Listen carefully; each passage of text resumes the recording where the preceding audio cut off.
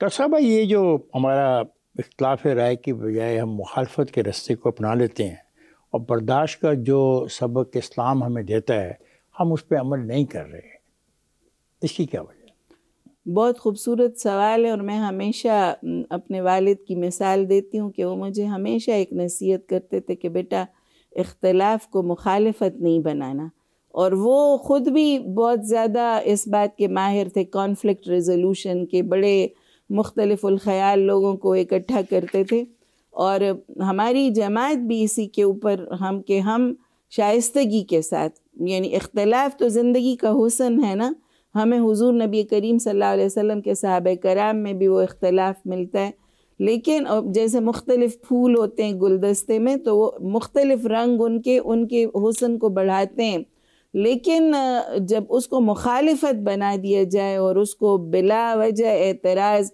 اور آپ مشترکات کی بجائے دین میں اس کی ممانعت ہے، بالکل ممانعت ہے، ولا تفرقوا، فرقہ بازی نہ کرو، دوسروں کے ساتھ بلا وجہ اختلاف نہ کرو، اس کا تو بہت واضح طور پر حکم ہے۔ ہم جتنی باتیں کر رہے ہیں اختلاف رکھتے ہوئے بھی، افتخار بھائی آپ کے ساتھ کتنی چیزوں پر اختلاف ہوتا ہے، لیکن ہم نے زندگی بہت ایک دوسرے کے احترام کے ساتھ، ایک دوسرے کے ساتھ بہت ہی عزت اور احترام کا تعلق ہے ہمارا۔ آپ بھی بیماری کے باوجود بیٹھے ہوئے ہیں، میں بھی اپنے سارے کام وہ چھوڑ کے، یہ جو زندگی کا حسن ہے نا، یہ ساری معاشرے میں ہونا چاہیے۔ روزے کے جو اولین مقاصد ہیں ان میں ایک یہ مقصد ہے کہ تقوی کا حصول۔ جی، ایک عام مسلمان کو کیسے اس بات کا علم ہوگا کہ جو اس نے روزہ رکھا اس سے مقاصد پورے ہو رہے ہیں؟ وہ طاقت ہے تقوی، جس سے انسان نیکی کا کام کرتا ہے اور ہر برائی سے پرہیز کرتا ہے۔ عام طور پر علماء اس کو کہتے ہیں جی پرہیزگاری، لیکن تقوی اس قوت کا نام ہے، اس طاقت کا نام ہے جو ہمیں نیکیوں پر ابھارتا ہے اور برائی سے۔ اس مہینے کے بعد آپ سوسائٹی میں کوئی تبدیلی دیکھتے ہو؟ میں سمجھتی ہوں کہ دیکھیں یہ نیکیوں کا موسم بہار ہے، رمضان۔ یہ بات بالکل صحیح ہے، ہاں، لیکن میرا سوال ہے کہ کیا آپ اس مہینے کے بعد سوسائٹی میں کسی قسم کی بھی کوئی تبدیلی دیکھتے ہو؟ سوسائٹی میں بہت بڑی تبدیلی آتی ہے، اور میں خود چونکہ ایک رمضان میں دورہ قرآن بھی کرتی ہوں، مساجد کو بھی دیکھتی ہوں، ہر چیز کو ہم خود برت رہے ہوتے ہیں، بہت بڑی ایک چینج ہوتی ہے۔ اور اس میں جو تقوی دیکھیں یہ ہے کہ آپ سارے لوگ جو ہیں ہر چیز پڑی ہوئی ہے سامنے، لیکن آپ کیوں نہیں وہ کر رہے؟ سب سے چھپ کر بھی آپ ایک گھونٹ پانی نہیں پیتے، آپ کوئی کھانا نہیں کھاتے، اس لیے کہ آپ کو پتہ ہے کہ جی یہ میرا اللہ مجھے دیکھ رہا ہے۔ اس کے باوجود ہم تقوی نا گاڈ کانشیسنس کو کہتے ہیں۔ اس کے باوجود ہم ظلم کرتے ہیں، اس کے باوجود ہم اپنے کاروبار میں دیانت نہیں کرتے، لیکن آپ اس کو، اس کے باوجود ہم لوگوں کے حقوق پورے نہیں دیتے۔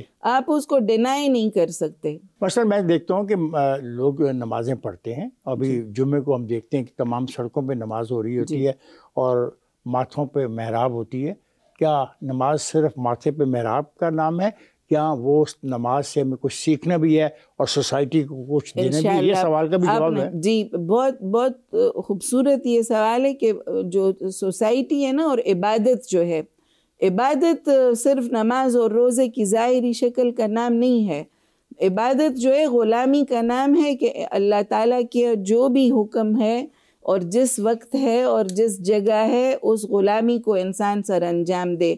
عبد کہتے ہیں غلام کو، اور غلام جو ہے نا اس کی طاقت اور اس کی صلاحیت کو خریدا ہوتا ہے مالک نے۔ ہم دن میں 50 مرتبہ اللہ کو کہتے ہیں ایاک نعبد و ایاک نستعین، تو وہ تو پھر میری غلطی ہے نا کہ میں جھوٹ بولتی ہوں اپنے رب سے، جانماز سے سلام پھیرتی ہوں تو پھر مجھے بھول جاتا ہے کہ میں نے ابھی اپنے رب سے اتنے بڑے بڑے وعدے کیے ہیں، ٹھیک ہے؟ میجورٹی کیا کر رہی ہے؟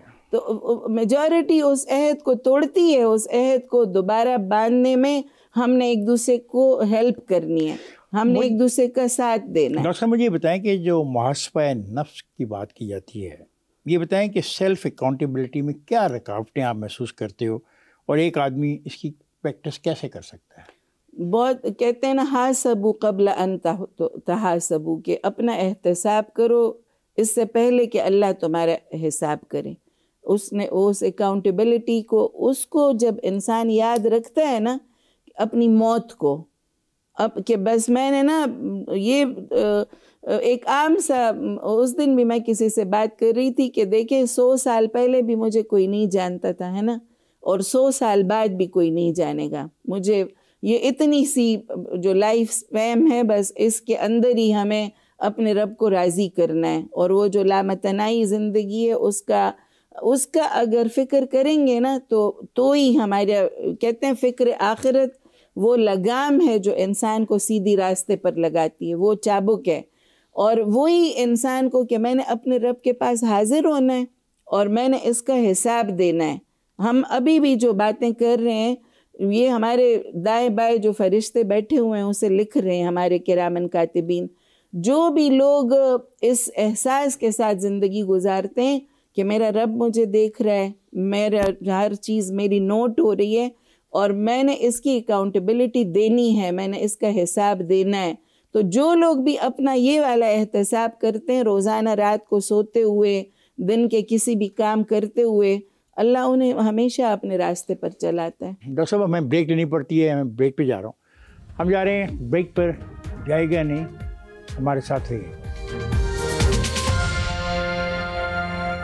ویلکم بیک خواتین. آج ہماری گفتگو ہو رہی ہے ڈاکٹر سمیہ راحیل قاضی صاحبہ سے. آئیے گفتگو کے سلسلے کو جاری رکھتے ہیں. آپ یہ کہہ رہے ہیں کہ جو کچھ قرآن پاک میں آیا اگر ہم اس پہ 100% عمل کریں تو یہی ہماری سیلف اکاؤنٹیبلٹی ہے.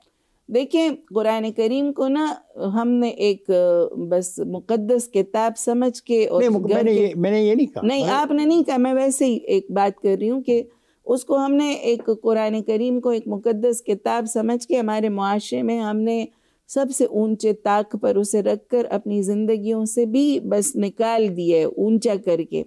اس کو نا آج کا رہنما بنانے کی ضرورت ہے. اس کو پھر یہ قرآن کریم ویسے ہی ہمیں حرکت دے گا، ویسے ہی تبدیلی لائے گا، ویسے ہی انقلاب کا سرچشمہ ثابت ہوگا. جو آج سے 1400 سال پہلے وہ جو چھوٹی چھوٹی دکانوں میں تجارت کیا کرتے تھے اور وہ کیسے زندگی میں دنیا کے امام بن گئے، اور وہ کیسے انہوں نے اتنی بڑی تبدیلی وہ لے کے آئے کہ وہ مائیکل ہارٹ، اس کو حضور نبی کریم صلی اللہ علیہ وسلم کو آج دنیا کے 100 بڑی دی 100 اس نے جو کتاب لکھی اس میں وہ سب سے پہلے ان کو کیوں لے کے آئے کہ انہوں نے اپنے ماننے والوں کو 1400 سال بعد بھی لوگ ان کی اس چیز کو، دنیا کی تعلیم بھی انہیں دی، عصری تعلیم بھی دی اور دینی تعلیم بھی دی. آپ نے یہ جو ابھی بات کی اس سے ایک سوال اور جنم دیتا ہے کہ اسلام نے معاشرے کی اصلاح کے لیے ریاست کے کردار کا پھر تعین کر دیا. جی بالکل.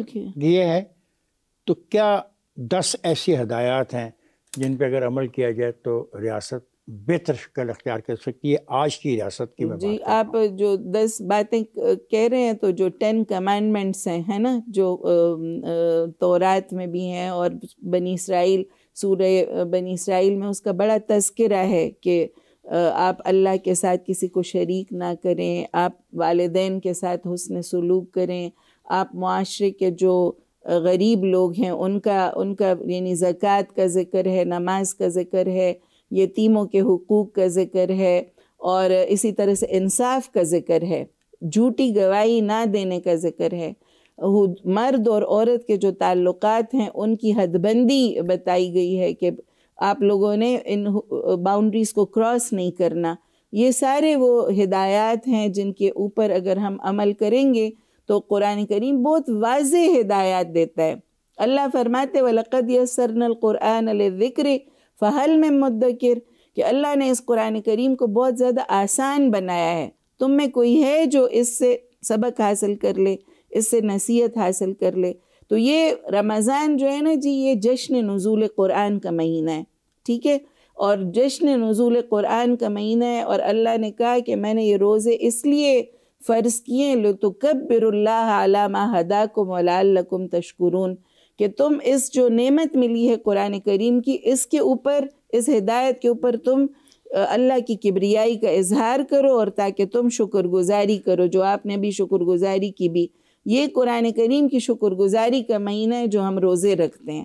اور اپنے آپ کو اس ٹریننگ کے لیے تیار کرتے ہیں. جیسے فوجی جو ہوتے ہیں نا وہ ہر وقت جنگ میں نہ بھی ہوں لیکن وہ ایکسرسائز کرتے ہیں, اپنی مارچ کرتے ہیں تاکہ ان کی اوور ہالنگ ہوتی رہے.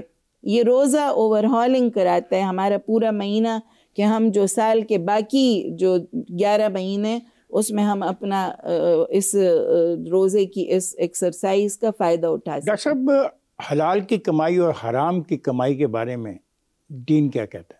سب سے زیادہ جس کے اوپر زور دیا گیا ہے نا, عورت کے لیے حیا کا اور مرد کے لیے حلال کمائی کو کمانا. یہ یعنی بہت زیادہ ایمفسائز کیا گیا ہے کہ معاشرے میں جتنا زیادہ حلال کا رواج ہوگا آپ کے سارے جو اخلاقیات ہیں نا وہ اس کے ساتھ گھومے پھریں گے. حرام کی کمائی کا نا اللہ تعالیٰ پھر ان سے برکتیں اٹھا لیتا ہے. ایک چیز کی زیادتی اور چیز ہے اور برکت ایک اور چیز ہے. برکت اسی لیے اٹھ گئی ہے کہ معاشرے میں حرام بہت زیادہ پھیل گئی. میں یہ جاننا چاہوں گا کہ دین کے معاملے میں کوئی جبر نہیں. یہ بات سورۃ یونس میں بھی ہے, سورۃ بقرہ میں بھی ہے, سورۃ انعام میں بھی کہی ہے. ہم نے جو آج گفتگو ساری کی, کیا قرآن پاک پر عمل درآمد کرانے کے لیے ہمیں جبر سے کام لینا ہوگا؟ جبر سے تو کبھی بھی پائیدار انقلاب نہیں آتا. ہمیشہ انقلاب جو ہے نا, قلب اس کا سرچشمہ ہے انقلاب کا, اور دل جب آپ کا تبدیل ہوتا ہے نا تو تب باقی ساری تبدیلیاں بھی رونما ہوتی ہیں.